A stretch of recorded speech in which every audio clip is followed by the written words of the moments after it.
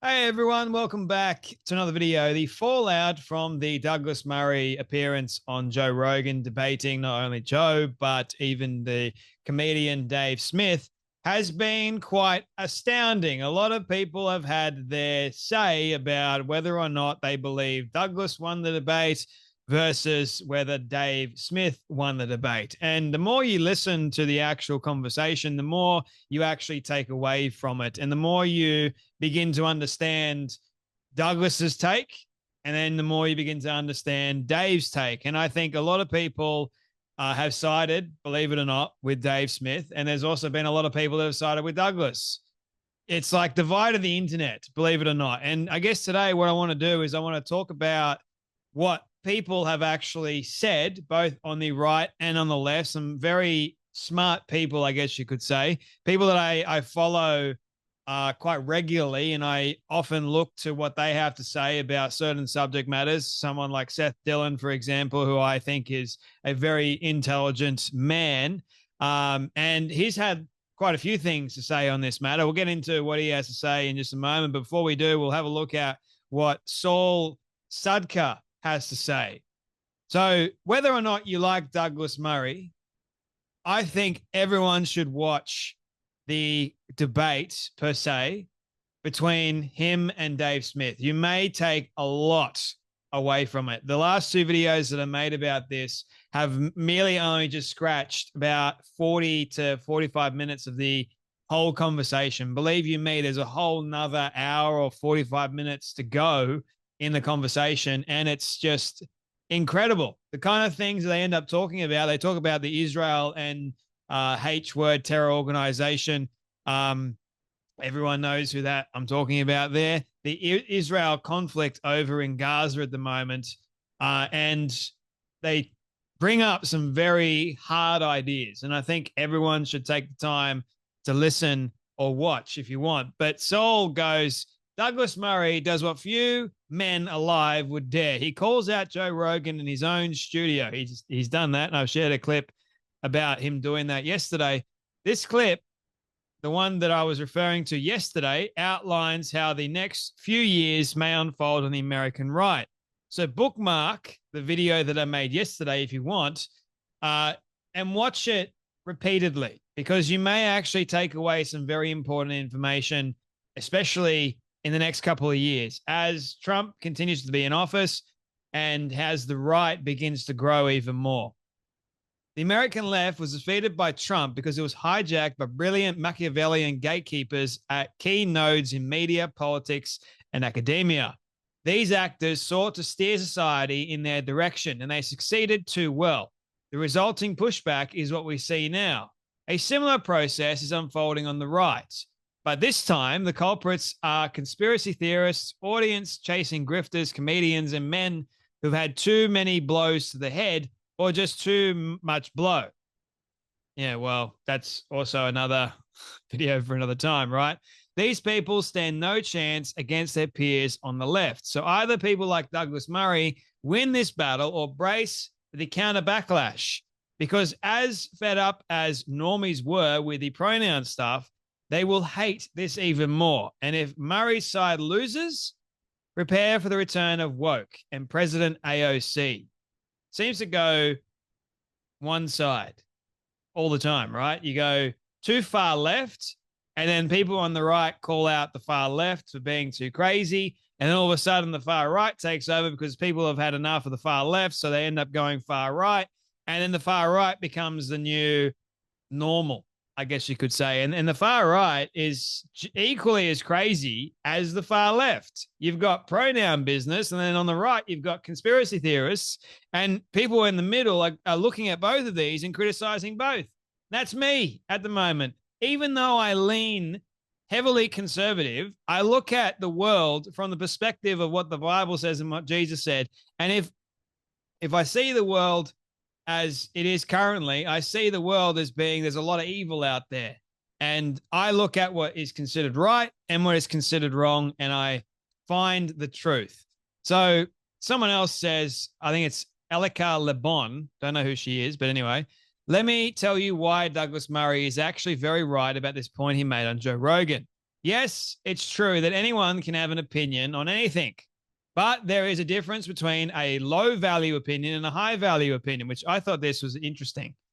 When it comes to a well settled historical matter, such as Nazi Germany and the Soviet Union, there is something that forms in its aftermath. Conventional wisdom. Conventional wisdom is a generally accepted belief or theory on a matter or event. The conventional wisdom on Nazi Germany and the Soviet Union is universally accepted. Deadly, failed regimes that did nothing to improve the lot of their people. On the matter at the issue here with Douglas Murray, which is how much aid transfers across an ingress or egress point. Multiple sources tell us multiple different things, correct? Sources favorable to Israel tell us aid flows in and is hijacked by Hamas. Sources favorable to Hamas say there's no aid. Other sources still tell us that there's aid there, but security checks that delay its flow. When there is no universal acceptance on this one very narrow specific issue, the only person that can meaningfully contradict an eyewitness is another eyewitness. It's fair game if somebody else went to the border and said they saw something different. So yes, we can all share our opinions on this conflict, but on a matter with no settled conventional wisdom, an eyewitness is more reliable than someone with no proximity at all. And she's referring to Douglas Murray actually going to Gaza and to Ukraine as well. They talk about both conflicts that are going on. And no, Douglas Murray is not a warmonger. He's not an elitist, although lots of people seem to think that he has this elitist mindset. He's too pompous and everything else like that. He has a mindset of, I want the war to end, but the only way the war in Israel is going to end is if Hamas ends. Because if Hamas is still around, there's still going to be war, isn't there? If you've got an organization that is dedicated to wiping out Israel, do you really think there's going to be peace? So yes, sure, war is hard, and I don't want there to be any death, but there is the fact of having a terror group in a position of power, starting wars, and now Israel is trying to finish it once and for all. Can that be possible? I don't know. Douglas Murray didn't miss. He aimed. This is from Ethan Feisenberger. I've been thinking about why Douglas Murray's appearance on Joe Rogan has triggered such intense reactions from parts of the right, especially what some might call the woke right, and I think I've figured it out. Douglas is a master communicator. By the way, I loved his take on this. He's been doing this for decades and knows exactly how to tailor a message depending on his target audience. Judging by the reactions online, it's safe to say he really pissed off a lot of people. Critics have called him petty, snarky, combative. I've seen the word, you know what, thrown around. But here's the thing. Douglas knew exactly what he was doing. He wasn't trying to win over Joe Rogan's audience.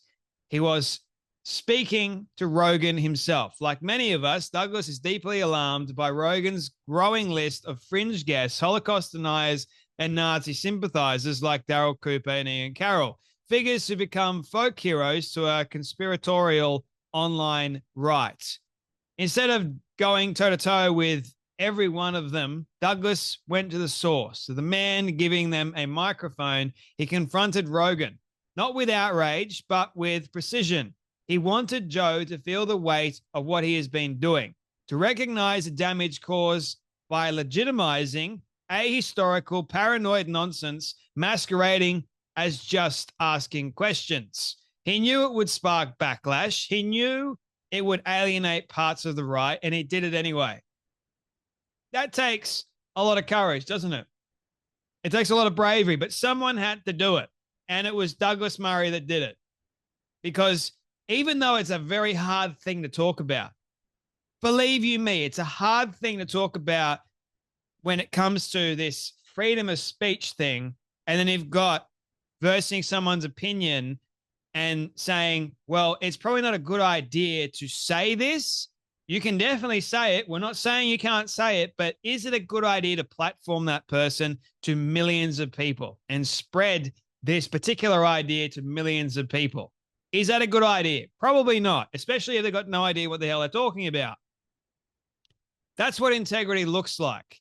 That's what putting truth over tribe looks like. Whether the message lands with Rogan remains to be unseen. But either way, Douglas just gave us a masterclass in moral clarity and courage. Well done, sir. The Misfit Patriot goes, I'm putting this in Joe Rogan language. So Joe Rogan understands what Douglas Murray was saying about experts being on your show. If you started platforming a bunch of white belts who were really popular on social media, talk about jiu-jitsu techniques on your podcast because they're interesting, and you sat there and agreed with them the whole time, even though they were saying a bunch of made-up bullshit about jiu-jitsu, you would lose credibility. That doesn't mean they shouldn't be able to train. It just means maybe you should be platforming black belts instead. People that know what they're talking about and have lots of experience, right? I don't think Dave Smith has lots of experience in the things that Douglas Murray is talking about or has spoken about for quite some time. I think when it comes to Douglas Murray, in an intellectual debate, Douglas wins. Now, I'm not saying Dave Smith is not smart, but in this particular instance, Douglas made him look silly. Dave obviously tried his best. He did, and he made some fairly okay points at sometimes, like that I felt that I could understand. But for the most part, I felt like Douglas was trying his best to get his point across, but it was just falling off deaf ears because they were in a rather defensive mindset. So, and the Hodge twins, who I've been following for quite some time, they've also changed a lot. You can tell the ones that you've been following for quite some time, they've changed. They've gone so far to the right now that it's kind of crazy. And they got upset because Trump actually shared Douglas Murray's book on democracies and death cults, Israel and the Future of Civilization. They're upset that Trump posted and shared Douglas Murray's book. And because it was on the eve of the Joe Rogan, Dave Smith podcast, the Hodge twins go, who told Trump to post this? Ain't no way this is organic. After Douglas Murray just made a fool of himself on Joe Rogan with Dave Smith. This is a damn psyop to divide MAGA. You really think so? Or is Douglas actually friends with Trump and they've had conversations about what's going on in Israel, and Trump has leaned on the advice of Douglas because he's been there and he knows what's going on? Maybe, just maybe, Trump did this on his own accord. I don't think anyone told Trump to post this. Trump does his own thing. So come on, guys, really? Ant goes, the I'm just asking questions tactic used by some very obvious non-experts, Dave Smith, Candace Owens, Ian Carroll, everyone on the far right, as you would see, is a deflection that lets someone float a narrative without owning the implications. It hides ignorance or a very obvious agenda by acting like it's about seeking truth while placing the responsibility of proof on others. And that's why it's a disingenuous kind of line of thought, if you ask me. And it's kind of deceitful. It's like, oh, I'm not allowed to ask questions. But when you get confronted, then you go, oh, I'm just asking question, guys. Just leave it be. Like, don't go any further there. Like, nah. It's just a question. Candace does it all the time. Now, I'm just asking questions. Right. And you then proceed to spill out some very dangerous lines of thought. For example, I'm just asking questions, but I think RFK Jr. is controlled by Jews. Everything for Candace is about the Jews. And lots of people on the right follow her. Same thing with the Christ is King. Using it in the kind of context that Candace uses it in ain't good. It's a form of using God's name in vain. Anyway, we'll close on what Seth Dillon says. To his credit, Smith concedes that Hamas is a death cult. That's an important acknowledgement, but he doesn't let it stop him from shifting blame onto Israel, even for October 7th. He insists that trying to destroy Hamas is immoral because it means accepting civilian casualties, and counterproductive because it breeds more hatred of Israel. But he offers no alternative, no plan to recover hostages, prevent future attacks, or dismantle a death cult that hides behind human shields. Everyone is great at criticizing Israel, but they provide no real, here's a solution, because they don't have one. Their solution is for Israel to stop altogether. Meanwhile, you're probably going to have another October 7th if Israel was to stop. All he really seems to offer is an emotional response, revulsion, to the harsh reality of war. But having strong feelings about how awful something is doesn't explain why it happened. Who is ultimately responsible for it, or what must be done to prevent it from happening again. And it doesn't equate to moral clarity either. Emotion often clouds our vision and prevents us from seeing clearly. That's literally the purpose of propaganda that appeals to it. The difference between Murray and Smith is that Murray insists on maintaining moral clarity. He doesn't let emotion cloud his judgment. And he knows that defeating a death cult comes at a terrible cost precisely because the death cult itself is controlling the price. So there's a lot when it comes down to propaganda at the moment. I don't know if you've seen the news recently. I don't know if you've seen what's being circulating over on X, but there's a lot of propaganda. There's a lot of cooks in the kitchen, as the old saying goes. And the problem with having too many cooks in the kitchen, you got too many ideas floating around and no one really gets anything done. No one really is able to make the right dish because all the cooks in the kitchen are going, no, do it this way, do it this way, do it this way. That becomes a problem. We can't lose sight of moral clarity because of emotion can cloud our sense of judgment. The reason why I like Douglas is because he's able to weed out all the emotion and get down to the brass knuckles, as it were, the reality of things. And it's why I resonate with a lot of the stuff that he's saying. I may not agree with his lifestyle choice, but when it comes down to facts about the world, I seemingly lean that way. And I don't know about you, but the people that are on the right, that are defending Dave Smith and hating on Douglas Murray, they get incredibly violent. Chill. I'm not getting violent at all. I'm not like most of the people that were siding with Douglas were not getting violent at all. They were just pointing out how Douglas, in fact, won through a lens of actual intelligence. But people that were siding with Dave Smith were incredibly angry, frustrated individuals. It was clear as day. But anyway, that's enough from me. But you guys take care, be blessed, and I'll see you all in the next video.